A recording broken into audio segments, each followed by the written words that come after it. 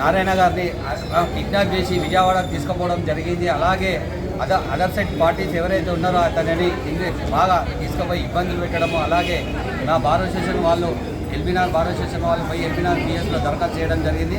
వాళ్ళు వెంటనే పోలీసు వాళ్ళు స్పందించి అతన్ని ఎక్కడున్నా ట్రెస్ అవుట్ చేసి మళ్ళీ తీసుకురావడం జరిగింది. అతను హాస్పిటల్ వేసి జంట నగరాలలో బార్ అసోసియేషన్ ఆధ్వర్యంలో మొత్తం హైదరాబాద్, రంగారెడ్డి, మేడ్చల్ జిల్లా బార్ అసోసియేషన్ అందరూ కూడా అతనికి మద్దతుగా ఈరోజు విధులు బహిష్కరిస్తూ, అలాగే బార్ అసోసియేషన్ ఫెడరేషన్ వాళ్ళు కూడా ఈరోజు కమిషనర్ గారికి దరఖాస్తు ఇవ్వడం జరుగుతుంది. ఎవరైతే కిడ్నాప్ చేశారో వారి మీద చట్టరీత్యా చర్య తీసుకొని, అలాగే గతంలో కూడా ఇజ్రాయల్ అనే వ్యక్తిని దారుణంగా హత్య చేయడం జరిగింది.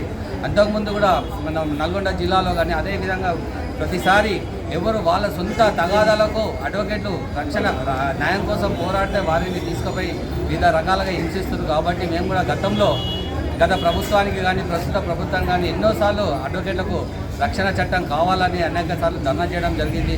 జూడోలోకి ఎట్లయితే జూడో యాక్ట్ తీసుకొచ్చారో జూనియర్ డాక్టర్లకు, అదేవిధంగా మాకు కూడా అడ్వకేట్లకు ప్రొటెక్షన్ యాక్ట్ తేవాలని కూడా గతంలో కూడా మన అయ్యర్ రవిశంకర్ కేంద్ర లా మినిస్టర్ గారికి కూడా దరఖాస్తు ఇవ్వడం జరిగింది. అలాగే ఈరోజు మేము విధులను బహిష్కరిస్తూ వారికి మద్దతుగా తెలియడం జరుగుతుంది.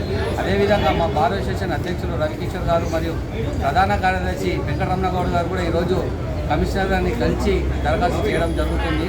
కాబట్టి వారిపై చర్య తీసుకొని ఇదే విధంగా మా న్యాయవాదులు కోరడం, ఎవరినైతే దుండగులను అరెస్ట్ చేసిరో వారికి వకాలత్ వేయకుండా వారికి శిక్ష పడే విధంగా మేము న్యాయవాదులం అందరం కూడా ఐక్యతగా కొట్లాడి వారికి శిక్ష వేసే విధంగా ప్రయత్నిస్తామని చేస్తున్నాం. అదేవిధంగా కలిసికట్టుకున్న ఈ న్యాయవాదులు, ఈ ధర్నాలో పాల్గొంటున్న న్యాయవాదులు అందరూ కూడా పేరున ఉదయపూర్వక ధన్యవాదాలు తెలుసుకుంటున్నాము.